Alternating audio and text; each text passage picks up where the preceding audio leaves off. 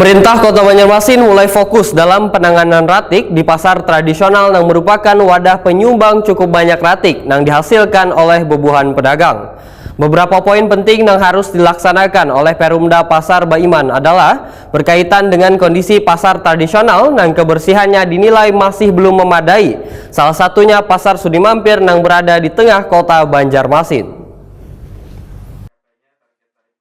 Pemerintah Kota Banjarmasin mulai fokus dalam penanganan ratik di pasar tradisional yang merupakan wadah penyumbang cukup banyak ratik yang dihasilkan oleh bubuhan pedagang.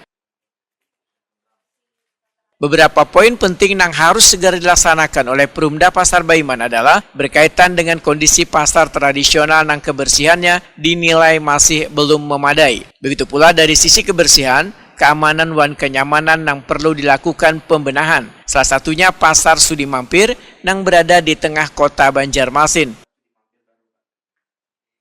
Ini dipedakan Wali Kota Banjarmasin Muhammad Yamin Wahtakuni Prima TV usai rapat rencana bisnis Perumda Pasar Baiman 2025-2029 bersama jajaran direksi Perumda Pasar Baiman di ruang rapat Wali Kota di Balai Kota Banjarmasin Kamarian Rabu 7 Mei 2025.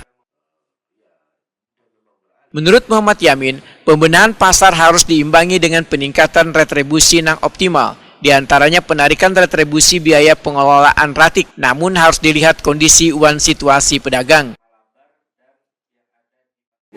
Dapat kita juga, saya sampai saat ini terus terang sama Wilda dia nggak itu masih nego dengan angka 150.000. Kalau boleh 159 jalankan untuk Kota Banjarmasin. Nah, karena kalau dia misalnya menaikkan tadi ada dengan anggaran ke pasar untuk meningkatkan tarif dan untuk membebani mereka, jangan sampai mereka malah lari dari berjualan di pasar dan membebani masyarakat kita hanya untuk membayar pengelolaan sampah. Tapi kalau bisa diminimkan, kita minimkan dulu. Karena saat ini kondisi kita ini juga memang ekonomi lagi lesu sebenarnya. Jangan kita juga menjadi beban pada pedagang kita yang ada di bursa pasar-pasar.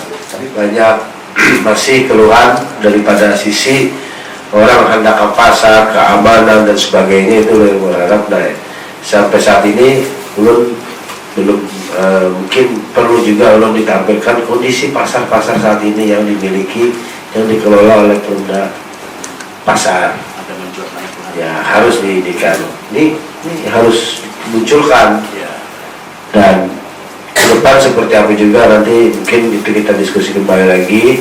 Pasar Anyar dan tidak Masjid Agung, terus juga mungkin Pasar Sudi Mampir ini juga melihat situasi dan kondisinya juga kan sudah perlu apalah, pemajaan lah atau apalah. Direktur Utama Perumda Pasar Baiman Banjarmasin Muhammad Abdan Sakura memedahkan sesuai dengan rencana bisnis 5 tahun ke depan, yaitu fokus pada revitalisasi infrastruktur dan pengelolaan ratik secara mandiri. Program ini nantinya ada yang dibiayai dana internal atau bekerja sama dengan pihak ketiga. Mengenai digitalisasi pasar, ujar Muhammad Abdan Sakura, Perumda Pasar Baiman sangat mendorong pedagang untuk berjualan secara daring dengan pembayaran non-tunai. Ya, jadi rencana bisnis ini adalah program kerja kita para direksi untuk 5 tahun ke depan ya. Jadi tahun 2025 sampai 2029 rencana apa saja yang kita lakukan terkait dalam pengelolaan pasar yang ada di Kota Banjarmasin.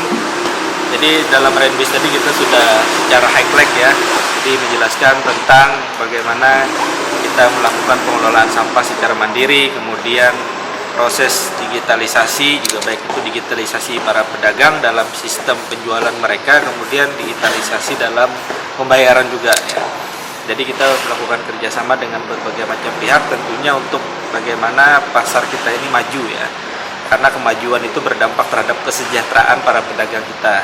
Seperti apa yang diinginkan oleh Pak Wali Kota, Kepala Daerah, bagaimana Banjarmasin maju sejahtera juga para pedagang dan pembeli yang ada di pasar juga maju sejahtera. Ya, tentu semua pasar tadi kan sudah kita lihat kondisinya ya, rata-rata pasar kita ini tua dan memang perlu revitalisasi ya, tapi nanti ada skala-skala prioritas yang mana itu bisa menggunakan alokasi dana dari Perumda, mana yang bisa menggunakan alokasi dari pihak ketiga ya. Jadi semuanya itu nanti makanya kita bahas dalam rencana bisnis.